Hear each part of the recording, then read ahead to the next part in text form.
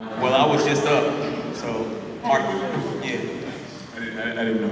that's all right. We was gone. That's all right. Mark Diaz Wade, illustrator, graphic designer, and comic book writer for Shinobi and the Princess and Evolution comic book series. Michael J. White, I'd like to say community activist.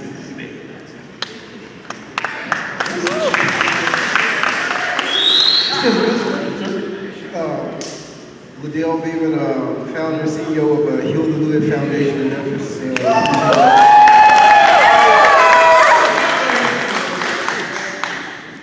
Okay, so thank you. There you go. Thank you, Mr. Wade, Mr. White, and Mr. Beeman. Now, those of you in the audience who would like to pose a question, no question is off limits, I don't think.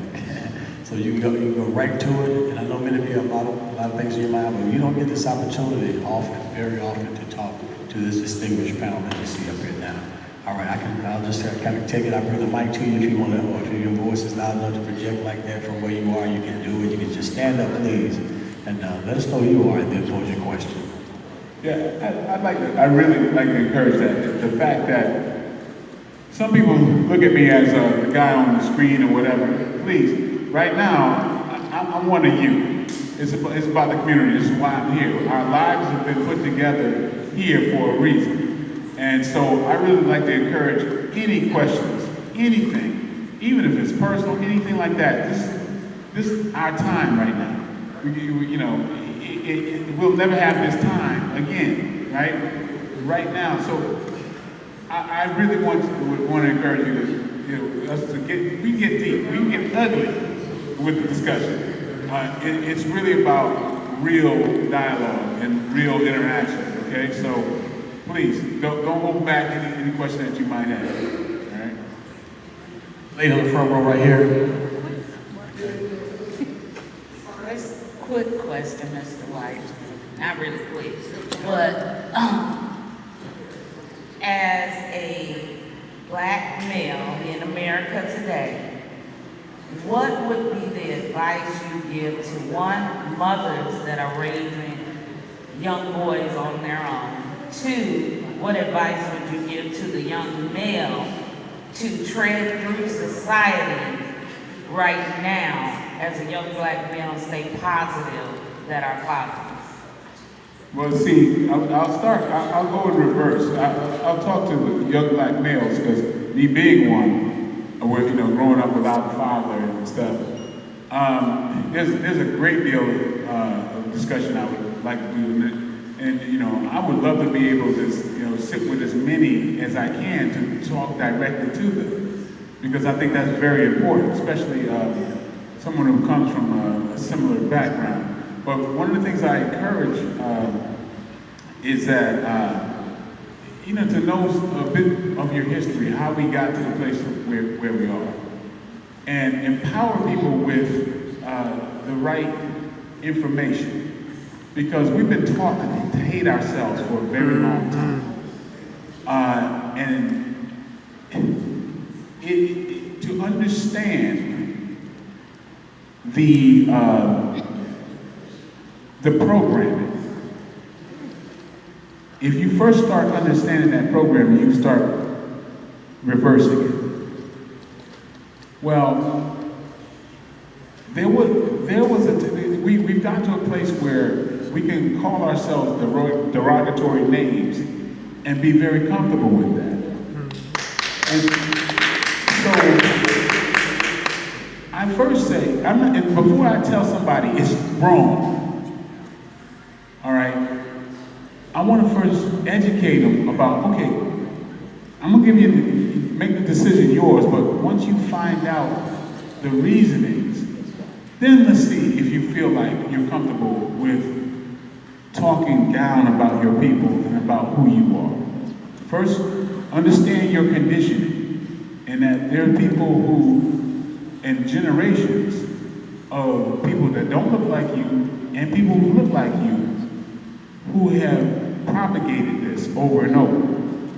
Now, you understand, anybody with a modicum of intelligence understands that, well, generations ago, they had to be denigrated to keep them in place. You had to be taught to fear so you can be controlled.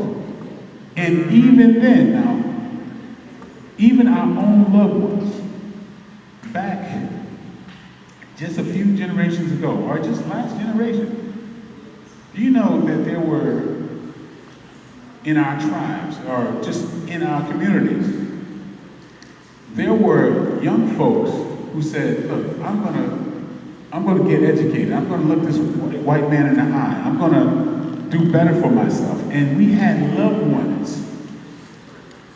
We had grandmothers and grandfathers that said, no, you ain't nothing but a nigga. Don't you go thinking that you better than anybody else. You ain't no better than them. And there became this environment, this trend to keep us down, keep each other down.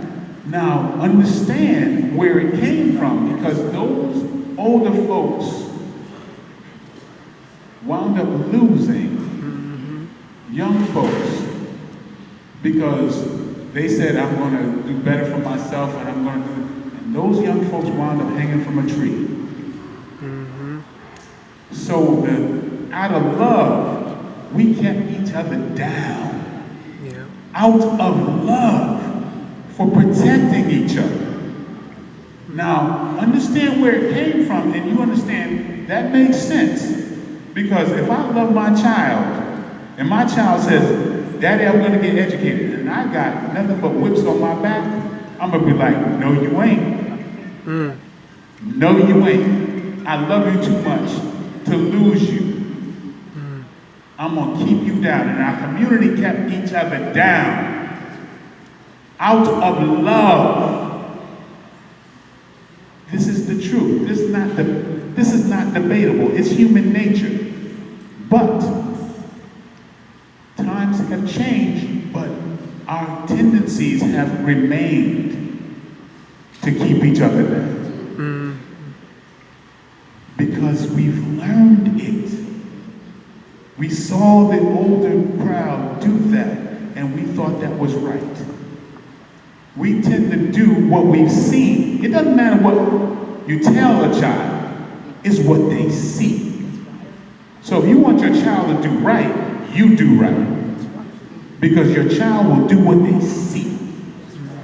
So we've seen, no, you ain't no better, you're supposed to be better. And our community pull the other one down.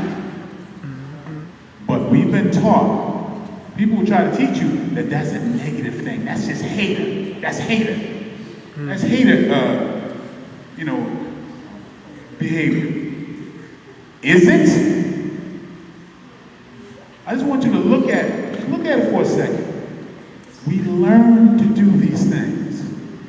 But let's look at the beginning of it. Where did it come from? Right, the root. Where did it come from to pull each other down? So with that information, I'll leave it up to you. I'll leave it up to the young men to say, okay, you want to use that term as a term of endearment now? It's on you. You can continue to do that. But if I use that term as a term of endearment, and I say, no, we own we take ownership of that word back now.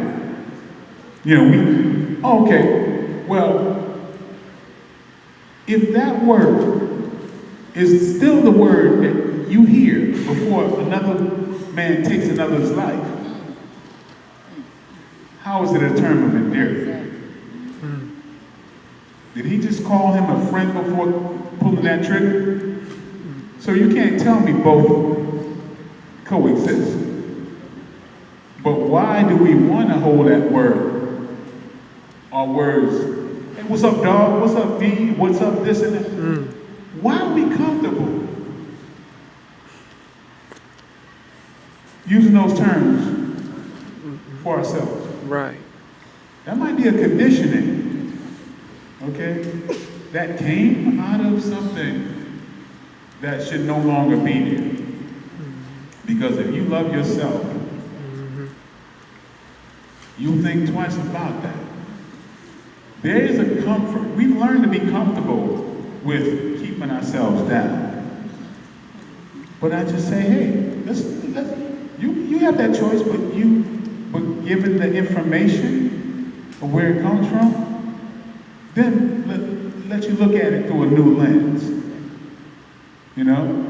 To know that it comes from a place and that we're not these negative people that folks want to believe.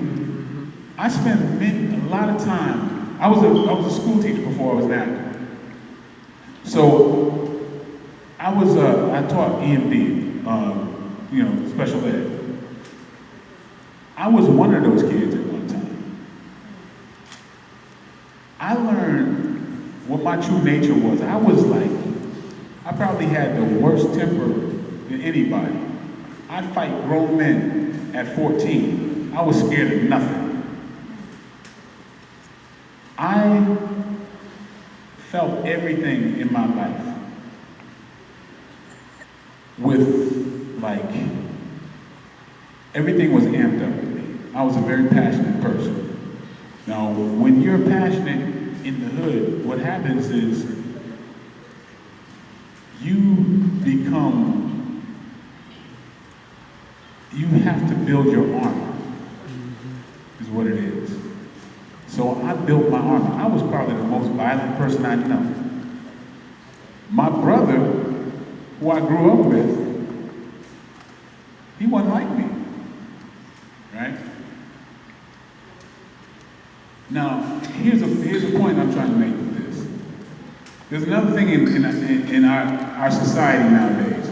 We can scapegoat a lot of things. We can blame the parents. We can blame our upbringing. We can blame all that type of stuff. My brother and I are absolutely opposite people who grew up in the same household.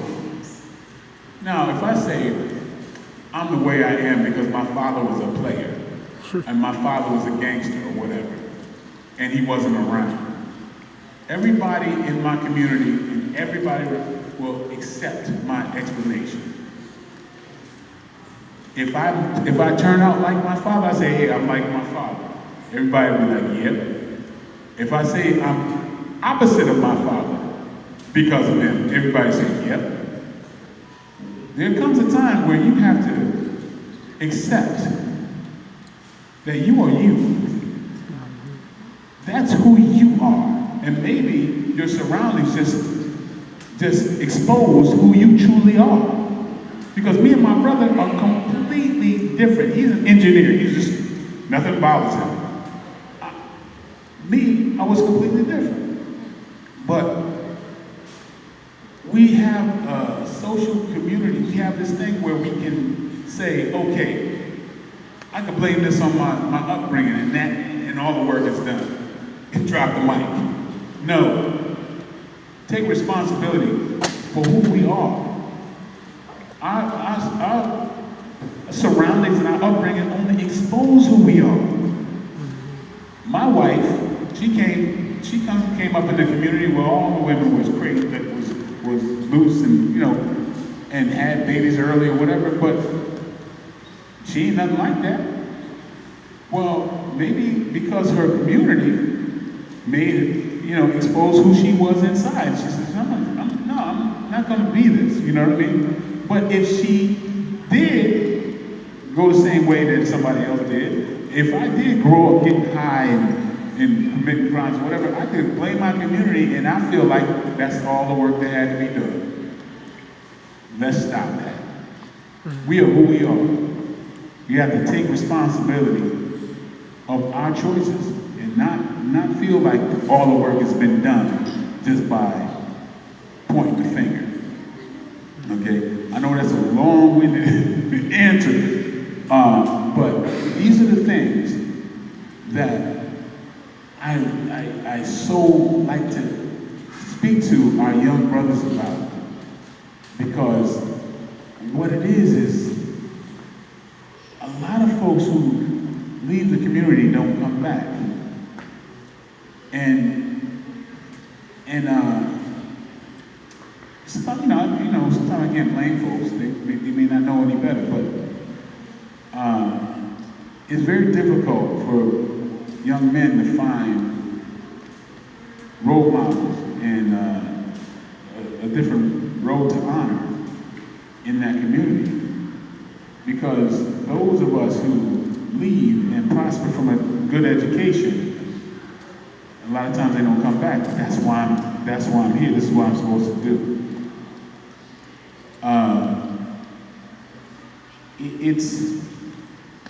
I come back with the message to our young men that they are far more powerful than they ever imagined. The thing that my strides in Hollywood came from the game I learned in the streets.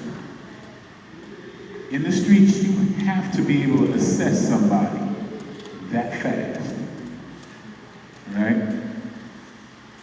You have to survive on that. Do you know I can sit across the table from somebody who didn't come up with those skills that I learned, and I can eat that person alive in a debate. I can see where their weakness is, and I can do all of that. And when I come to tell the young men and women of these communities that with that street knowledge, along with education, you cannot be stopped. That's a good note right there. That is awesome right there. Thank you, Mr. White. I know. Any other panelists would like to say